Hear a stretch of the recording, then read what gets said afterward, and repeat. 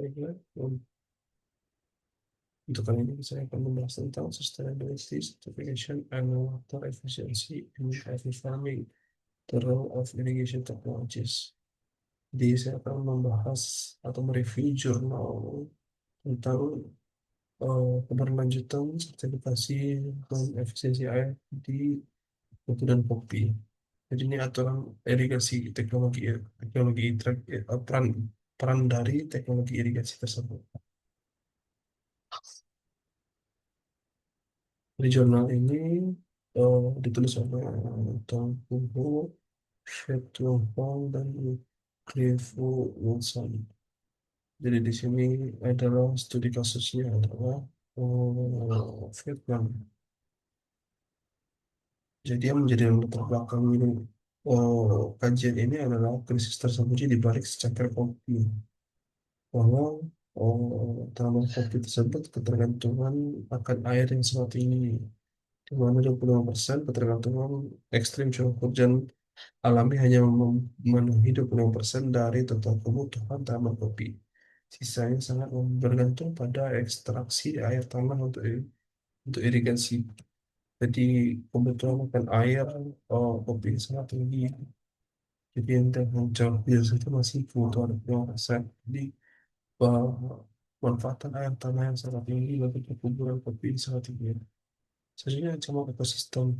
Jadi pusat produksi utama seperti dataran tinggi di tengah Vietnam itu ada ketiadaan regulasi yang memicu irigasi berlebihan yang mana secara sistematis dapat menguras cadangan air tanah dan mengancam bagaimana kelangsungan seluruh sistem pertanian. Jadi di sini kita bisa melihat gambarnya tanaman pertanian tersebut mau mengambil sistem irigasi dari air tanah jika curah hujan tidak mencukupi ya hanya 20% untuk mencukupi tanaman kopi tersebut. Jadi di dalam sistem pertanian dan sistem perkebunan kopi tersebut ada dua cara. Yang ada untuk menuju sustainable ya keberlanjutan ya. Untuk menuju sustainable ada dua cara. Pertama adalah jalur administratif, yang kedua jalur infrastruktur. Jalur administratif itu skema sertifikasi sekarang atau seperti UTZ atau 4C yang menetapkan standar manajemen lingkungan dan menuntut harga premium dari konsumen. Jadi minim biaya investasi di awal. Jadi ini dari proses produksi tersebut, apakah produksi dari kopi tersebut dari dengan ramah lingkungan atau tidak. Yang kedua melalui jalur infrastruktur. Transisi dari model konvensional ke sistem irigasi tingkat lanjut yang presisi, membutuhkan intervensi modal dan intervensi finansial yang signifikan di awal. Membangun sistem irigasi itu juga sangat tinggi ya dari segi modal untuk di awal. Jadi bagaimana strategi untuk faktual terbukti mengurangi pemborosan air di tingkat perkebunan.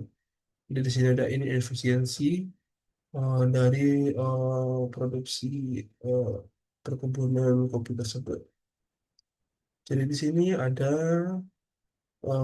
dua pemisah teknologi irigasi konvensional dan modern. Ini adalah teknologi mikro basin yang konvensional SPR irigasi seperti pada umumnya yang kita lihat di negara-negara berkembang di Indonesia juga. Dan ada irigasi sprinkle atau modern ya seperti simulasi hujan ya. Jadi di sini mekanisme air yang dialirkan secara manual melalui pipa cekungan di sekitar setiap pohon. Hambatannya modal sangat rendah. Jadi intensitas tenaga kerja sangat tinggi. Intensitas tenaga kerja sangat tinggi. Jadi terjadi inefisiensi dan tenaga kerja. Jadi irigasi sprinkle atau modern. Sistem penyemprotan presisi distribusikan air dari atas mencakup area beberapa pohon sekaligus. Jadi hambatan sangat tinggi kendala utama bagi petani kecil banyaknya di intensitas tenaga kerja rendah. Dan di sini lebih hemat air ya untuk irigasi sprinkler. Jadi bagaimana untuk mengukur efisiensi air? Jadi di sini menggunakan metode dia ya untuk mengukur efisiensi air tersebut. Jadi di sini yang melatar belakangnya adalah dia merupakan aktivitas yang sangat intensif untuk menggunakan air, ya. Sementara praktik irigasi yang tidak efisien dalam menimbulkan ancaman serius bagi pada keberlanjutan lingkungan, khususnya di Vietnam. Jadi penulis ini menulis banyak petani melakukan over irrigation atau penggunaan air berlebihan yang berpotensi menyebabkan penurunan cadangan air tanah dan gangguan pada kepemilikan sektor pertanian secara keseluruhan. Seperti itu. Hmm. Jadi di sini oh, sertifikasi tersebut berkembang pesat dan sangat mengamati diklaim mendorong praktik pertanian yang lebih ramah lingkungan, termasuk efisiensi penggunaan air. Akan tetapi penulis menyoroti bahwa belum ada bukti empiris yang kuat bahwa sertifikasi tersebut benar-benar meningkatkan efisiensi air pada pertanian kopi. Di sini adalah kopi yang dihasilkan oleh Vietnam tersebut menjadi ekspor terbesar dari jenis kopi Robusta. Di perbedaan riset ini dengan riset sebelumnya adalah pertama studi ini sebelumnya sebelumnya banyak meneliti hubungan irigasi dan produktivitas kopi dan efisiensi produksi secara umum. Tapi belum ada spesifik yang mengukur irigasi water efficiency. Jadi efisiensi dalam penggunaan air irigasi. Jadi sampai mempertimbangkan perbedaan teknologi irigasi antar petani. Dan yang kedua, peneliti ini merupakan salah satu studi pertama mengkombinasikan antara dia yaitu data development analysis untuk mengukur efisiensi penggunaan data input spesifik, yaitu air irigasi, dan Meta Frontier Framework untuk menangkap heterogen- heterogenitas untuk teknologi antara sistem irigasi yang berbeda. Seperti yang saya jelaskan tadi adalah mikrobasin yang secara tradisional dan sprinkle irrigation dengan teknologi yang lebih maju. Jadi penulis menyatakan bahwa mengabaikan perbedaan teknologi produksi tersebut akan menghasilkan estimasi yang lebih bias ya. Jadi kita harus membedakan oh, dari segi oh, penggunaan irigasi yang tepat ataukah dari oh, sprinkle tadi ataukah basin ya. Jadi manfaat riset ini juga untuk memperluas literatur terkait dengan environmental efisiensi dan bagaimana memberikan bukti empiris terbaru terkait dengan efektivitas dan sertifikasi keberlanjutan efisiensi penggunaan air. Jadi bagaimana penggunaan sertifikasi tersebut dan penyertaannya terhadap lingkungan sendiri. Secara praktik kebijakan yang membantu pemerintah dan stakeholder untuk apakah sertifikasi tersebut dapat menjadi berkelanjutan dalam segi lingkungan ya. Bagaimana menunjukkan efisiensi dari perkebunan kopi itu sendiri. Dan di sini ada beberapa teori utama yang mendukungnya adalah teori efisiensi teori yaitu production efficiency theory. Jadi menggunakan konsep bahwa produsen efisien adalah produsen yang mampu menyediakan input untuk menghasilkan output tertentu. Jadi untuk teori pendukungnya menggunakan alat analisis dia, data development analysis, dan meta frontier teori. Berisi perbedaan teknologi antar kelompok produksi. Jadi dengan teknologi yang berbeda di compare yang mana yang lebih efisien dan sustainable certification framework mengacu pada gagasan sertifikasi mendorong perubahan praktek produksi yang sustainability. Jadi dengan menggunakan dia dan meta frontier, jadi digunakan data 896 komponen selama 3 tahun dan mengukur cara efisiensinya. Jadi pertanyaan metodologisnya berapa banyak air irigasi yang dapat dikurangi oleh seorang petani untuk mendapatkan 1 kilogram per hasil panen untuk mereka. Jadi IWE Irrigation Water Efficiency itu skala efisiensi spesifik untuk air dan MTR itu rasio kemampuan teknologi tertentu untuk mencapai efisiensi yang sempurna. Jadi di sini adalah alat analisisnya adalah dia dengan analysis itu outputnya itu adalah output kopi ya per kilogramnya. Input yang dioptimalkan adalah yang utama kita adalah irrigation water atau air irigasi ya. Selanjutnya input dari discretionary atau yang tidak dioptimalkan adalah Satu, tenaga kerja. S2, apa,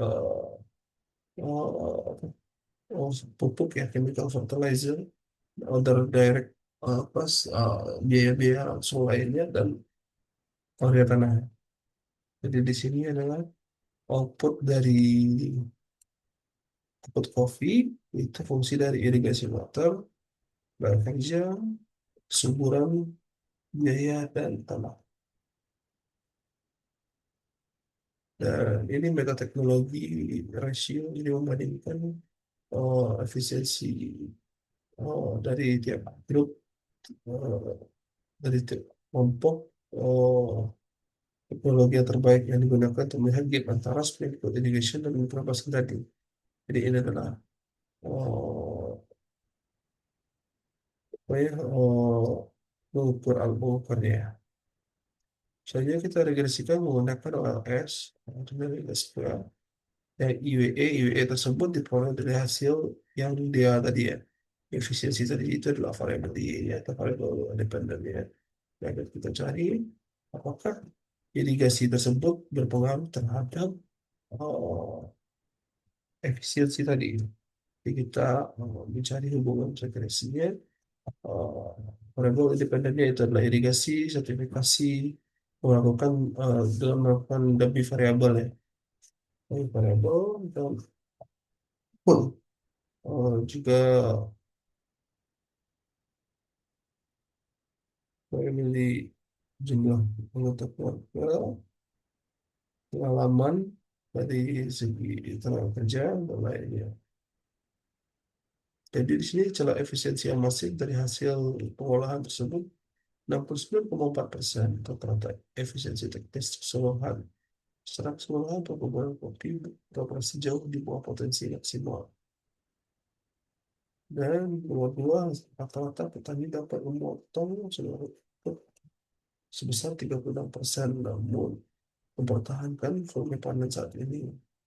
Untuk parameter air irigasi secara spesifik, tingkat pemborosannya jauh lebih parah. Baris petani memiliki skor IWE atau yang skor dia tadi di bawah 40%. Jadi teknologi memang mutlak dalam kesenjangan penyedapatan air ya. Ini penggunaan sprinkle menghemat rata-rata 543 meter kubik per hektar. Jadi air per tahun penurunan 47,3% menggunakan mikrobasin. Itu potensi penghematan 6.600 eh 606 meter kubik per hektar per tahun, penurunannya sekitar 52,7%. Jadi teknologi irigasi ada penuntut utama efisiensi sprinkle beroperasi jauh lebih dekat dengan batas efisiensi setelah dibandingkan dengan metode konvensional. Informasi ini adalah yang metode konvensional, dan ini adalah metode modern ya. Ya, jadi itulah lebih efisien dibandingkan dengan metode mikrobasin. Jadi di sini setelah dicari dari variabel terkait dengan efisiensi dan adanya sertifikasi, itu terlepas dari klaim industri dengan harga premium, berpartisipasi dalam skema sertifikasi ini berlanjutan terbukti memiliki nol dampak statistik terhadap efisiensi dan air irigasi. Jadi secara statistik tidak ada dampak dengan efisiensi air irigasi. Jadi analisis ekonometrik menginformasi bahwa tidak ada perbedaan skala efisiensi air antara kebun bersertifikat dan non bersertifikat terlepas dari teknologi irigasi yang digunakan. Sertifikasi saat ini tidak menyelamatkan air. Jadi sertifikasi tersebut, oh, kategori yang menjadi sertifikasi tersebut tentang keberlanjutan atau oh, dampak lingkungan tersebut tidak ada berpengaruh terhadap efisiensi air. Jadi belum memperhitungkan bagaimana uh, proses irigasi tersebut menghabiskan air tanah dan eksternalitasnya terhadap air tanah tersebut. Mengapa sertifikasi gagal mengamankannya?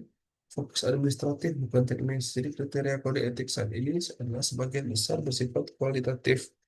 Mereka mewajibkan petani untuk mencatat penggunaan air dan ekstraksi sumber yang berkelanjutan tanpa target yang kuantitatif.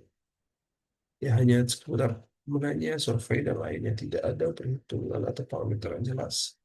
Di Hilma dan infrastruktur studi seperti sama sekali tidak mewajibkan adopsi teknologi spesifik atau sistem rekayasa hemat air secara spesifik. Ini alat pemasaran persis solusi lingkungan tanpa persyaratan terrekayasa agronomi yang ketat, sertifikasi lebih berfungsi sebagai alat marketing premium. Jadi bukan solusi ekologis yang real. Ya benar. Kadang kita melihat bahwa di situ adalah produk-produk green product, tapi green product tersebut tidak memenuhi apa yang sebenarnya diakan sebagai standar keberlanjutan lingkungan tersebut. Jadi di sini dashboard praktik manajemen yang sebenarnya bekerja secara kepadatan tambah 1 hektar luas kebun meningkatkan efisiensi air 2,4% hingga 3%. Irigasi sprinkler juga skala ekonomi yang kuat. Bendung angin bisa dikombinasikan dalam papan penapan angin meningkatkan efisiensi penggunaan sprinkler secara signifikan sebesar 8,6%. Dan peneduh jadi kontraintuitif, mengukir plafon peneduh justru menambahkan efisiensi air sprinkler sebesar 6,8%, sedangkan posisi dapat air di area sama. Jadi adanya pohon pelindung dan pohon pelindung itu berbeda ya. Pohon pelindung itu hanya untuk melindungi ya yang tidak akar merambat jauh. Ketika ada akar yang terlalu merambat jauh seperti pohon beringin itu lebih berkompetisi untuk menyerap air di area yang sama. Faktor topografi dan elevasi untuk efisiensi, jadi elevasi tinggi, daerah elevasi rendah, tingkat ketinggian sedang nanti. Jadi secara geografi, takdir elevasi hubungan di elevasi yang lebih tinggi atau tingkat yang lebih tinggi secara konsisten mencapai efisiensi air lebih baik dengan dalam bentuk iklim ya. Jadi di sini adalah income intensif, insentif yang terputus. Ya, air tidak dihargai, air ekstraksi gratis atau tidak diatur. Tidak ada dorongan finansial untuk menghematnya. Selanjutnya sprinkle tadi mahal untuk diterapkan petani-petani. Ada perkebunan yang masih infant ya. Jadi dengan modal awal yang masif sehingga adopsi petani kecil susah. Kebutuhan lingkungan jadi petani tetap menggunakan irigasi informasi yang boros, pemahaman terus menyusun sertifikasi untuk administratif, sertifikasi kadang untuk administratif dan hanya marketing. Di kesimpulan sintesisnya adalah selama tidak ada intervensi finansial untuk membeli sprinkler dan selama sertifikasi tidak mensyaratkan krisis air akan berlanjut. Salahnya adalah syarat sertifikasi itu seperti apa untuk keberlanjutan keberlanjutan hingga dampak lingkungannya bisa dikurangi dan bagaimana bisa uh, peran dari pemerintah untuk memberikan uh, modal berupa alat-alat yang bisa menjadikan pengamatan air tanah tersebut. Jadi kebijakan untuk masa depan ini akan uh, yang akan uh, dilakukan yaitu peningkatan standar sertifikasi ya. Ya, intervensi subsidi modal ya untuk irigasi sprinkler yang berhemat lebih efisien tadi rekayasa agronomi bertarget memprioritaskan penanaman pohon pelindung angin saja dan secara massal dan mengevaluasi penanaman pohon pelindung. Pohon pelindung tadi bisa berambut air ya. Selanjutnya, jadi di sini ada keterbatasan penelitian ya, jadi tidak tersedia data rainfall spesifik ya. Tidak ada data curah hujan dari penelitian ini, dan keterbatasannya tidak ada data biaya investasi sprinkler irigasi, dan dia juga memiliki keterbatasan metodologis sensitif terhadap outlier dan tidak memiliki sifat statistik yang kuat seperti metode parametrik yang lainnya.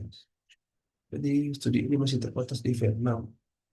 Mungkin potensinya lebih untuk riset ke depan adalah analisis cost benefit teknologi irigasinya menambahkan data iklim yang seperti kekurangan tadi curah hujan yang perlu eh, menjadi variabelnya karena air tanah juga dipengaruhi oleh curah hujan ya, dan menguji kualitas sertifikasi tersebut.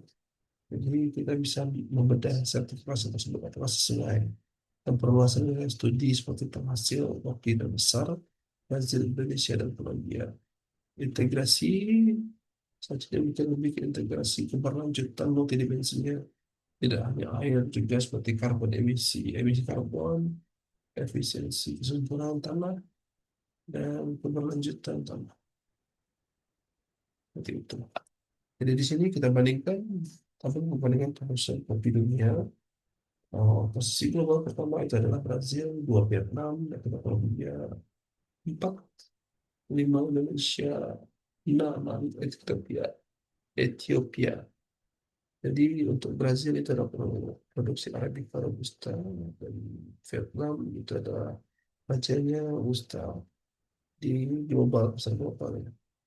Dan di sini rata-rata harga relatif murah dan lebih efisien bagi di Vietnam.